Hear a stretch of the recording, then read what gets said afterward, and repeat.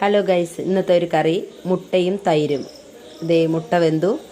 നമ്മൾ തൈരും പച്ചമുളകും ഉള്ളിയും കൂടെ അരിഞ്ഞ് എല്ലാം റെഡിയാക്കി വെച്ചിട്ടുണ്ട്. തൈരിൽ മിക്സ് ചെയ്ത് വെച്ചു. കുറച്ച് മല്ലിയിലേക്ക് ഇട്ടിട്ട് റെഡിയാക്കി വെച്ചിട്ടുണ്ട്. അതിൻ്റെ ഉള്ളിൽ നമ്മൾ മുട്ട തോല് കളഞ്ഞ് ഇത് രണ്ടാക്കി പൊളിച്ച് അതിൽ നമ്മൾ മിക്സ് ചെയ്തിട്ടുണ്ട് വെച്ചിട്ടുണ്ട്. അത് കഴിഞ്ഞതും ചട്ടി ചൂടാക്കിയതും നല്ല വെളിച്ചെണ്ണ, നാടൻ വെളിച്ചെണ്ണ ഒഴിക്കുക. കുറച്ച് ജീരകം ഇടുക. അതിൽ ചൂടായ ഉടൻ ജീരകം, മുളക് പൊടി, മഞ്ഞൾപ്പൊടി അത്രേ വേണ്ടു. കുറച്ച് കറിവേപ്പില, ഒരു നുള്ളു ഉപ്പും കൂടെ അതിലിടുക.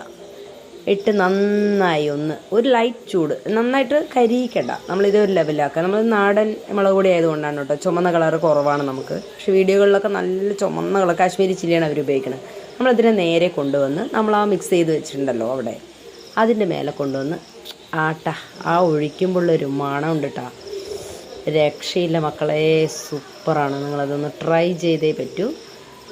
അത് കഴിഞ്ഞതും നമ്മളൊന്ന് ഇളക്കി വയ്ക്കുക. ഇളക്കിയതും അതിനൊരു സുഖമായിട്ടുള്ളൊരു മണം വരും. നമ്മളിതിൽ ഉപ്പൊക്കെ ഇട്ട് റെഡിയാക്കി വെച്ചിട്ടുണ്ട്. തൈരിൽ നല്ലൊരു പുളിയുള്ള തൈരാണ്. നല്ല ടേസ്റ്റാണ് കേട്ടോ. നിങ്ങൾ ട്രൈ ചെയ്യണം. നല്ല ചുടി ചോറിൻ്റെ കൂടെ ഇവനെ അങ്ങോട്ട് മുകളിൽ ഒഴിച്ചിട്ടൊരു പിടിച്ച ആഹാ,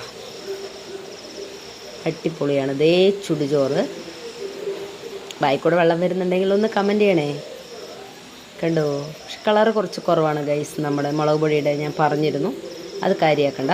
കാശ്മീരി ചില്ലി ഉള്ളവർ ഇട്ടോളൂ, നല്ല കളർഫുള്ളായിട്ട് കിട്ടും. വീഡിയോയിലൊക്കെ നന്നായിരിക്കും. നമ്മൾ നാച്ചുറലായിട്ടല്ലേ, അപ്പോൾ അതിങ്ങനെ മതി. ചൂടാണ്. സൂപ്പർ ഗൈസ്, എല്ലാവരും ഒന്ന് ട്രൈ ചെയ്യുക. Thank you. ഇനി അടുത്ത വീഡിയോ വരുന്നവരെ വെയിറ്റ് ചെയ്യുക. Thank you.